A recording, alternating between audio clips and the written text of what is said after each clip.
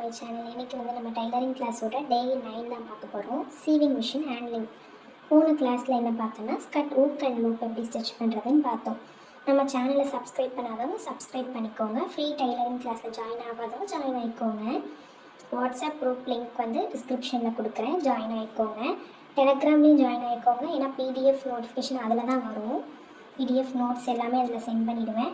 Suppose Telegram இல்லை அப்படின்னா நீங்கள் வாட்ஸ்அப் சேனலில் ஜாயின் ஆகிக்கோங்க, அதுலேயும் கொடுப்பேன். ஓகே, வாங்க நம்ம வீடியோக்குள்ளே போகலாம். இப்போ நம்ம சீவிங் மிஷின் ஹேண்ட்லிங், எப்படி நம்ம ஒரு சீவிங் மிஷினில் ஹேண்ட்லிங் பண்ணுறது, அப்புறம் எப்படி த்ரெட் இன்சர்ட் பண்ணுறது, அந்த சீவிங் மிஷினோட பார்ட்ஸ் நேம்ஸ் எல்லாம் பார்க்க போகிறோம். இப்போ ஃபர்ஸ்ட்டு நம்ம வந்து சீவிங் மிஷின் த்ரெட்டு போடுவோம். நம்ம ஸ்பூன் பின்னில் தான் த்ரெட்டை வந்து போடுவோம், அப்போ தான் நல்லா ரொட்டேட் ஆகும். ஸ்பூன் பின்னில் போட்டுட்டு மேலே இருக்க ஹோல் வழியாக த்ரெட் எடுத்துக்கலாம்.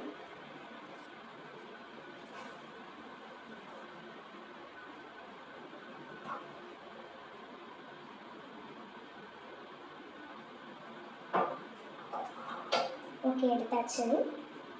நெக்ஸ்ட்டு வந்து இதில் இன்சர்ட் பண்ணிக்கணும் த்ரெட்டை.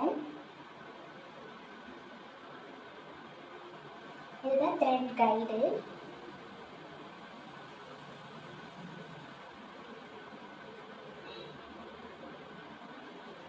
நெக்ஸ்ட் இதுக்கு டென்ஷன் டெஸ்க்கு. நம்ம ஸ்டிச் பண்ணக்குள்ள கீழே லூப் அடிக்குது, இல்லை கீழே ஏதாவது ஸ்டிச்சஸ் சரியாக வரலன்னா டென்ஷன் டெஸ்க்கை அட்ஜஸ்ட் பண்ணணும். த்ரெட்டை இழுத்து பார்க்கணும், ஸ்மூத்தாக வந்தால் ஓகே. சப்போஸ் டைட்டாக வந்து அதில் லூஸ் பண்ணணும். அதுவும் இல்லாமல் ரொம்ப வந்து லூஸாக வருது அப்படின்னா அதை டைட் பண்ணிக்கலாம். இதில் டஸ்ட் எல்லாம் போயிருந்தாலும் சில டைம் ஸ்டிச்சஸ் ஒழுங்காக வராது.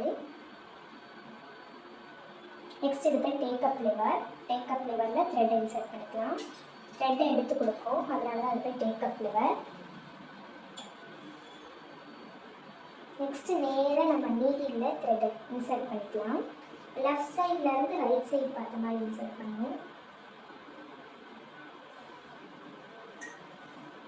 ஓகே, இன்சர்ட் பண்ணியாச்சு.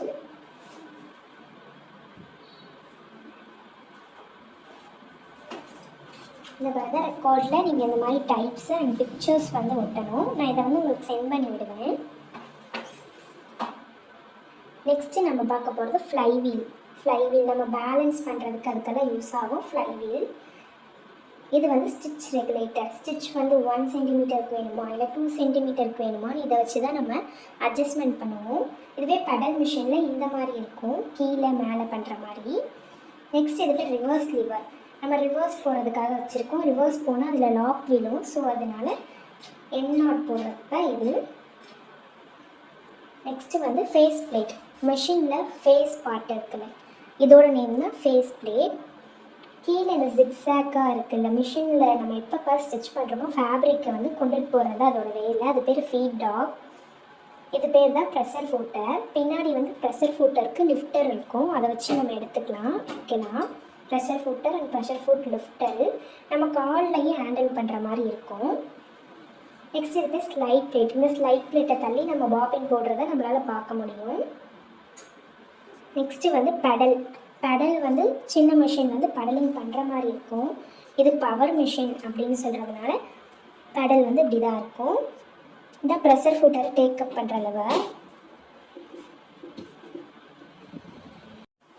இப்போ நீடில் நம்ம எப்படி சேஞ்ச் பண்ணுறதுன்னு பார்க்கலாம். ஸ்க்ரூ ட்ரைவர் வச்சு இந்த சைடில் இருக்குல்ல, ரைட் சைடில் இருக்க நெட்டை யூஸ் பண்ணிக்கலாம். நான் வந்து கிளிப் வச்சு யூஸ் பண்ணுறேன், ஏன்னா கிளிப்புமே நல்லா வந்துடும். லூஸ் பண்ணனா இது வந்துடும். இது சப்போஸ் உங்களுக்கு உடஞ்சிடுச்சு அப்படின்னா இதோட சைஸஸ் வந்து மென்ஷன் ஆகிருக்கும், சைஸஸ் காமிச்சு நீங்கள் வாங்கிக்கலாம். இல்லைன்னா இதை எடுத்துகிட்டு போனாலே கடையில் கொடுப்பாங்க. இதை எப்படி பண்ணணும் அப்படின்னா, இங்கே ஹை இருக்குல்ல, இந்த ஹை மேலே இருக்குல்ல, இந்த மேலே இருக்கிறது ரைட் சைடும் கொஞ்சம் குழியாக இருக்கிறது லெஃப்ட் சைடு இருக்க மாதிரி நம்ம இன்சர்ட் பண்ணணும். இன்சர்ட் பண்ணிவிட்டு பிடிச்சிட்டு டைட் பண்ணிக்கலாம். டைட் பண்ணிவிட்டு கரெக்டாக அந்த ஹோலில் நீடில் போதா அப்படின்னு பார்த்துட்டு நல்லா டைட் பண்ணிக்கலாம். இப்படி தான் நீடில் இன்சர்ட் பண்ணணும். நம்ம சீவிங் மிஷினோட நீடில் பார்ட்ஸ் தான் பார்க்க போகிறோம்.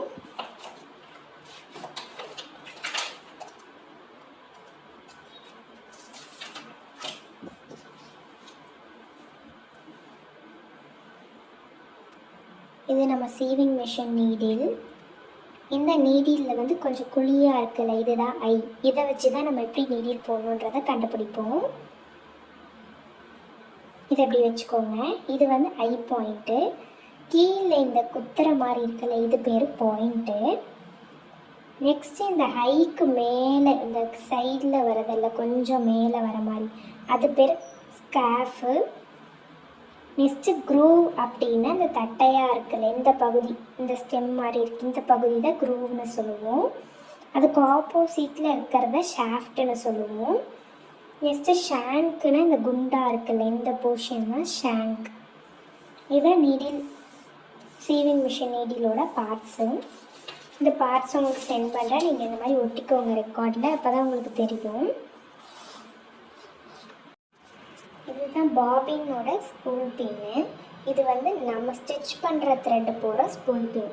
இப்போது இந்த ஸ்பூல் பின்னில் நம்ம த்ரெட்டை போட்டுக்கலாம். ஸ்பூல் பின்லேருந்து எடுத்துகிட்டு வந்து பாபின் டென்ஷன் டிஸ்கில் போட்டுக்கலாம்.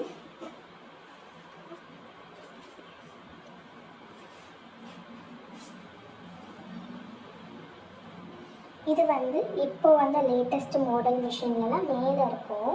இது வந்து ஓல்டு வெர்ஷன் மிஷின், அதனால் இதில் வந்து சைடில் கொடுத்துருக்காங்க. நெக்ஸ்ட்டு இந்த பாபினை இதில் போட்டுக்கலாம்.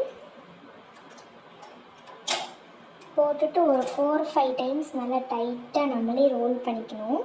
பண்ணிவிட்டு இதை வச்சு ப்ரெஸ் பண்ண லாக் ஆகிடும். அதுவே இந்த பின்னாடி இருக்குல்ல, இதை வச்சு எடுத்தோன்னா வந்துடும். ஸோ நம்ம லாக் பண்ணிக்கலாம். லாக் பண்ணிவிட்டு நம்ம ப்ரெஸ் பண்ண ரொட்டேட் ஆகும். பாபின் சுற்றக்குள்ளே நம்ம ப்ரெஷர் ஃபூட்டரை வந்து கீழே இருக்கக்கூடாது. ஸோ அதை ப்ரெஷர் ஃபூட்டரை மேலே எடுத்துட்டு சுற்றணும். பாருங்கள், பாபின் வைண்ட் ஆகுது.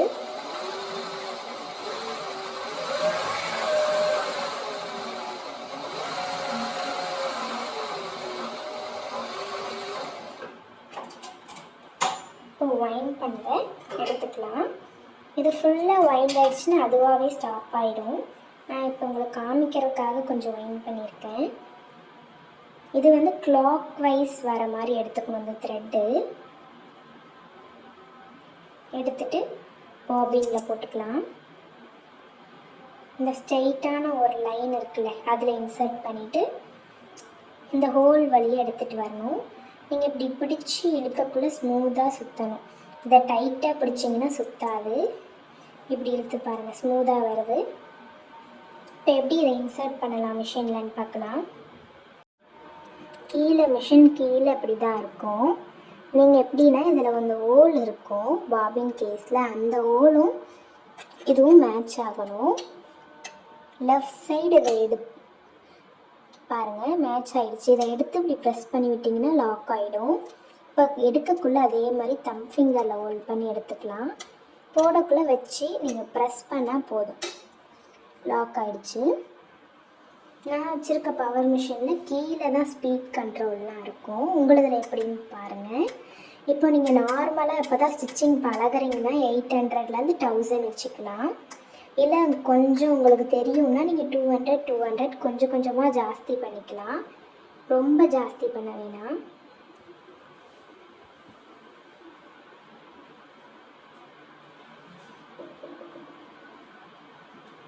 இந்த த்ரெட் ஸ்பூல் பின்லேருந்து டைரெக்டாக இந்த ஹோல்லேருந்து நெக்ஸ்ட்டு இங்கே த்ரெட் கைடுக்கு வரணும். டென்ஷன் டிஸ்கிலேருந்து எடுத்து இதிலேருந்து மேலே டேக்கப் லிவரில் வரணும். நெக்ஸ்ட்டு பாருங்கள், சப்போர்ட் பண்ணுறதுக்கு 2 இருக்குது. இந்த சைடு சப்போர்ட்டில் வந்து நீடிலில் வரணும். இதை இழுக்கக்குள்ளே உங்களுக்கு கொஞ்சம் ஸ்மூத்தாக வரணும். கரெக்டாக வரல, டைட்டாக இருக்குன்னா அதை லூஸ் பண்ணிக்கோங்க. நாங்கள் ப்ரெஷர் ஃபூட்டர் பாபின் வைண்ட் பண்ணக்குள்ள எப்பயுமே ப்ரெஷர் ஃபூட்டர் வந்து இப்படி தான் இருக்கணும், கீழே இறக்கக்கூடாது. வைண்ட் பண்ணி முடிச்சிட்டு கீழே இறக்கிக்கலாம். ஓகே, தேங்க்யூ ஃபார் வாட்சிங்.